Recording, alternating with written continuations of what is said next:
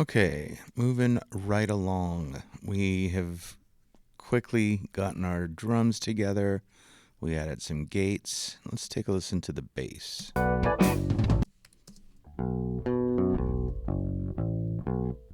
Okay, so that's a DI. It went through a DI box. So no amp, no speaker, giving it that bigger sound. Typically in the studio here, we've got some plugins that are pretty cool.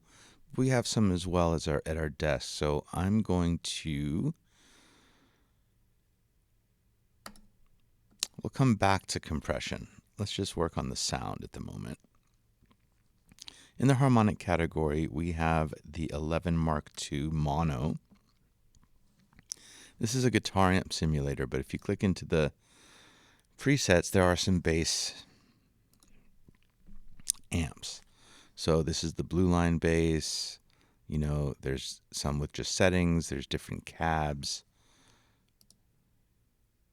So I'm going to go back to, I did a little bit of pre, and I think that I kind of like this clean sound.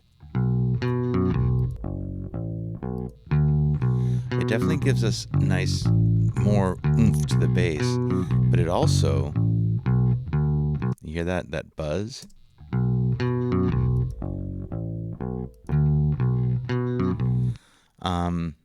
We might try and notch that out later.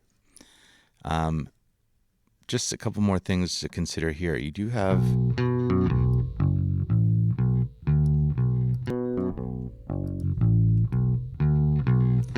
so it's definitely in the treble, the buzz.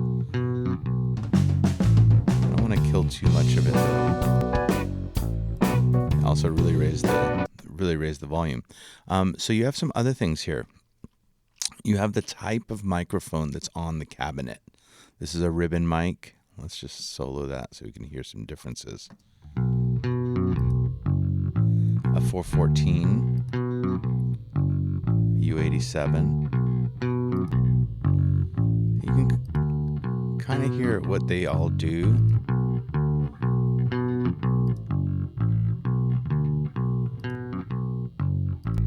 Kind of getting thinner and thinner. I like probably the ribbon. Maybe the 414. Now, off-axis versus on-axis. Off-axis meaning maybe like a 45-degree angle. On-axis being straight and flat.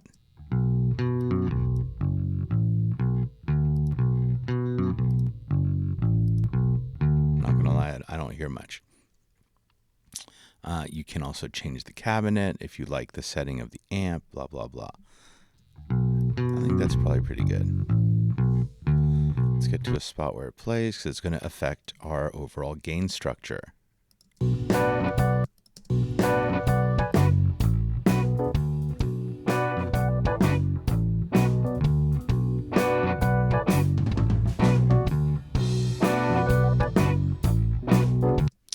Okay, I'm going to move this down. I'm going to turn it off for the moment, and I'm going to insert a compressor. Now, usually I talk about this compressor and explain that the ratio is for every decibel. Actually, let's start at the threshold. You have your threshold, which is right here, and if a sound's amplitude goes over that threshold, then what this is going to do is it's going to attenuate. It's going to push down on that signal and make it quieter. The ratio is for every decibel above the threshold, it pushes it down by 4, by 8, etc., etc. So the higher the ratio, the heavier the squashing. And you have similar parameters as you did on the gate, which is attack. How quickly does it start to attenuate? How long does it hold on to the signal before letting go? And then gain compensation, because you're essentially you're quieting a signal. You might need to compensate for that in the general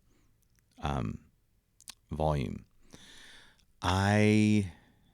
Generally speaking, the goal is not to hear a difference volume-wise, because we tend to allow our brains to think that if it's louder, it's better. I have been liking this purple audio because we have one of these in the studio, so it's kind of fun. And what I'm looking for is maybe about 3 to 5 decibels. What this one does, it's a little bit simpler. You can kind of click on the ratio. I'm going to stay at 4:1. What's a little bit backwards is the attack. So the higher the number, the quicker the attack. The higher the number, the quicker the release. So I want a pretty fast attack, medium release. The input is essentially the threshold. So as you raise the input, you're going to start to see compression happening.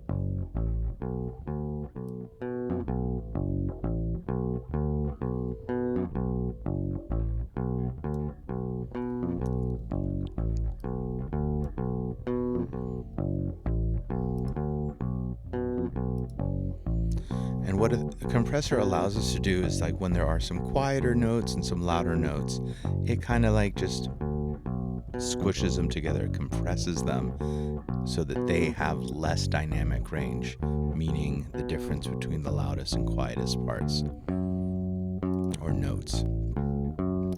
And then if we feed that into,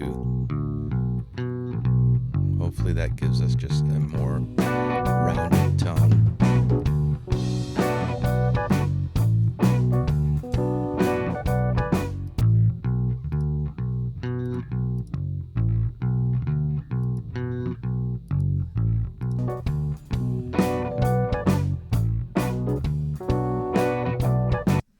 Okay, so we've done some bass stuff, we've done some compression, we've done some bass amp simulation. There you go.